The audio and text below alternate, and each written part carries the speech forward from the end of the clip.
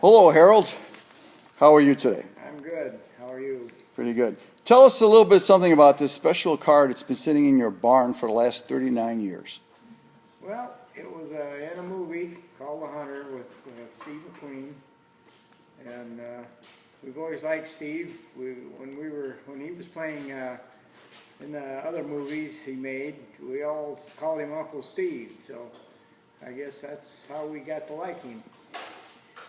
Now you're no relations to Steve McQueen because of your last name McQueen, are you? Not directly, but he mentioned one time that all the McQueens are related. They came from Scotland originally, and I've been in Scotland, and I came upon the place that David McQueen came from. So I guess down the line we're all related.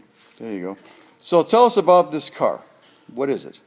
It's I think it's a 1980 Pontiac Trans Am.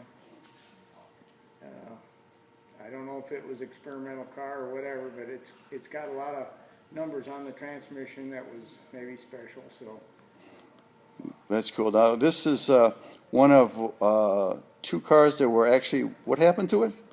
well, they blew it up in a scene in the movie of The Hunter.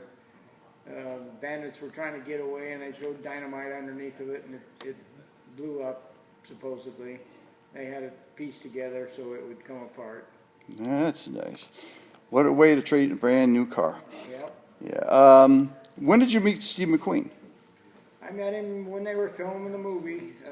I just walked up to him and said, "I'm Harold McQueen," and we shook hands, and that was it. What was Steve McQueen like in person? He's just an ordinary guy, just like we are. He puts his pants on one leg at a time. Well, that's really cool. What was it like on the set of the movie? It was all over the fields. And some of the field scenes were, just like farm stuff. There was an old house at the end of the road where their advance crew came and looked at it, and they decided they wanted to take a picture there. And Dr. Boopals owned the farm, so I guess they contacted him and made arrangements to do it. So now, how did you get involved with the movie? Well, I was just being nosy, I guess. I kind of hung out, and I knew Doctor's son, and we kind of just hung out and watched them, and kind of doing what we had to kind of be nosy. Well, that's cool. So what exactly did you do on the film? Well, after we were eating, I ate dinner with those guys a couple times, several times actually, and they were looking for somebody with a truck and a trailer to haul this car down to the airport. And I said, well, I happen to know a guy that's got one, and that would be me. So that's how I got involved with doing that. Now, we have a letter from Paramount Pictures stating that in lieu of payment, you get one of the Trans Ams. So how did that come about? Well, they asked me what I wanted for pay, and I said, well, you guys figure it out. So they decided to give me one of the cars. Now, you said, is there anything special about this car for the explosion, equipment-wise, that's on the car? What do you mean by? Well, you have a cable like in the front of the There car. was a cable tied to it, and they had the firewall. At the firewall, they had the frame split with some slides on it. So when the car was backing up in the scene, and the cable was tied to a tree or something, and it just pulled apart when and then the fireworks went off, and that's the way they blew it up. The car. I'm trying to think the way it was. When you got this car and you brought it home, what did your wife and family think about you bringing home a blown up Trans Am? They just figured it was just me. I got all kinds of stuff I bring home all the time, so that was no big deal. Wow. When you got the car, what was your plans for it? Well, I actually was going to maybe try to get a donor car and rebuild it, and I had some friends that do that kind of work. And that's one of them projects I'm not ever going to get to, so I decided to sell it. Okay. You said in our conversations before that you got to hang out with the stunt guys for a while, right? Is that Yeah, correct? well, they were staying at the Holiday Inn down in Bradley. And yeah, they said, come on down. We hung out down there for a while. And this is a difference in farm life. It was the other part of it. See, you got to see how the other half lives, see, so you got to get involved. How many, do you know how many Pontiacs were actually blown up? There were 2 Pontiacs blown up.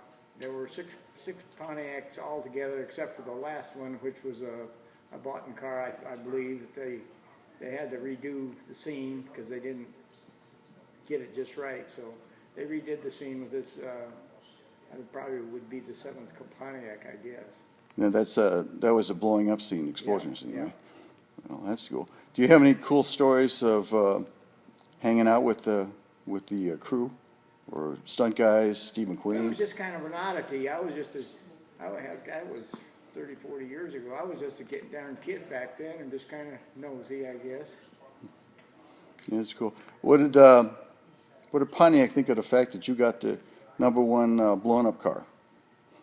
Well, they kind of almost wanted it back, and I told them, I says, well, I got a letter here that tells me that I can have it. So then finally, after a while, they gave up.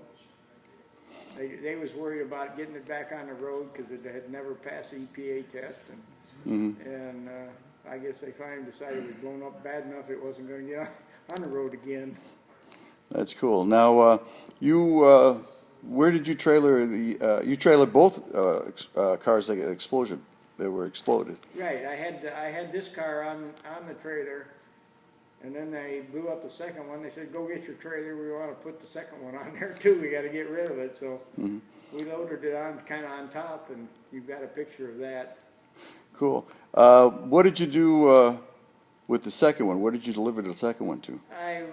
They wanted it delivered back to Pete Levine Pontiac, wherever that is up north someplace. And I got there and they said, that's not the right car. So take it to a junkyard over in Indiana, just get rid of it. So I did that. Wow, that's pretty cool. Does a lot of people know in the area that you've had this car? There's quite a few. There's quite a few people that know it. Back at the time, a lot of people knew it. Now there's a few people that know I still got it. Pretty cool. Are you going to miss it now that you sold it? Not really. It was just part of my stuff. Well, it's a really cool piece of movie history. And is there any other thing that you'd like to add about the filming or anything that you can think of that would be special? Not really. It was just kind of a new experience, and nobody around here has probably had anything. And since then, there's been several movies made in the area, and it was just kind of conversation piece. Mm-hmm. Now, one question to go back to the car. Did the car actually had a roll bar in it? Yes, the car had a roll bar, and I took the car back after they wanted to redo the scene back to Roma Park, and the crew back there changed the roll bar out of this car into the second car. And they showed me around their stunt scene down there. We're doing their filming the blown up house along the Kankakee River. And it was just kind of neat the way they do all this stuff with the breakaway tables and whatever. Pretty cool. So you were actually on the set when they blew up the first and second car? Or? Yeah, I was standing right beside it. Wow. Must have been pretty exciting, huh? Yeah, it was just something else. I've been around some exciting stuff before. Well, pretty cool. Well, I'm trying to think if there's anything else I could ask you. Kind of talk about how we know this car was the one pulled to the airport. Oh, yeah. Very good. How do we know this is the one that you pulled this car to the airport, correct? Right. Or it was used in the scene, he was just talking about how it was the one that was on that trailer that ended up making it Oh, in okay. the scene. Okay. So you were actually on film towing this car. Where were you towing it to? Well, not to, from, it was in the airport parking lot. Okay. In Kankakee. And they did a couple scenes, run it through, did a couple shoots of it, and this is the car because it's not been out of my possession since then. Mm-hmm. The new owner of the car is actually standing right next to me. Do you have any questions that you'd like to ask him?